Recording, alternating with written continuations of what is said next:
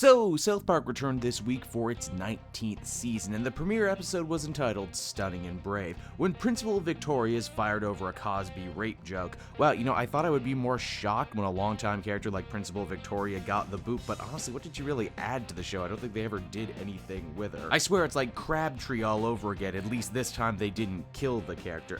Where was I? Oh yeah, a new principal named PC Principal is brought in to whip South Park into shape. Yes, it's one of those episodes tackling the dreaded boogeyman of political correctness.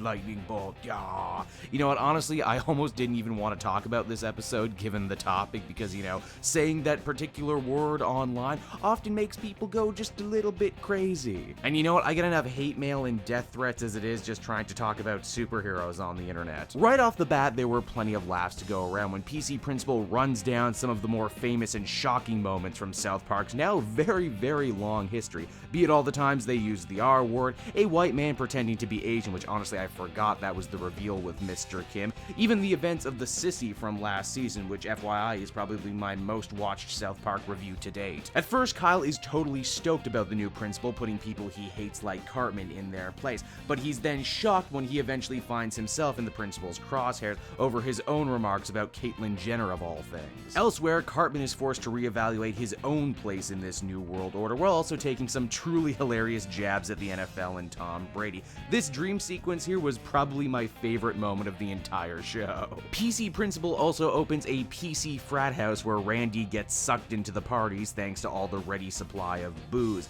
This was a poignant scene in my mind because it also featured the return of the two old men from the You're Getting Old Stan episode. They take the PC frat boys to be part of a trend that has come before and will almost certainly come again, give it 6 years or so.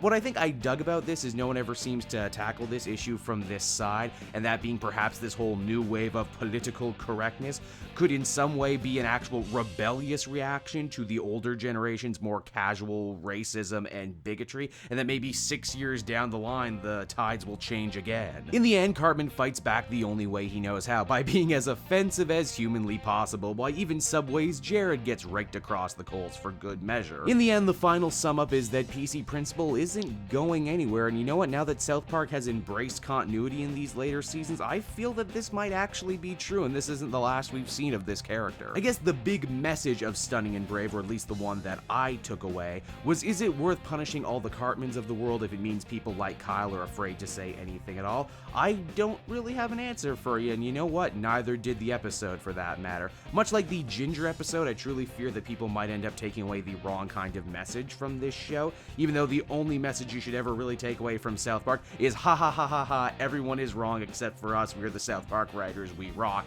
And you know what, I tend to agree with that, dagnabbit. We're 19 seasons in and South Park shows no signs of slowing down. It started as a show that pushed the envelope and boundaries, never finding anything taboo. Well, okay, except for maybe the whole Muhammad thing, but that wasn't really their choice, was it? All in all, this was a pretty solid season premiere, perhaps let down a little bit by wanting to tackle too much right out of the gate. This sometimes happens with the show. I would have really liked seeing the whole football thing and the whole Jared thing maybe have episodes to themselves, but who's to say that won't eventually happen? Overall, I give this one a 7.5 out of 10.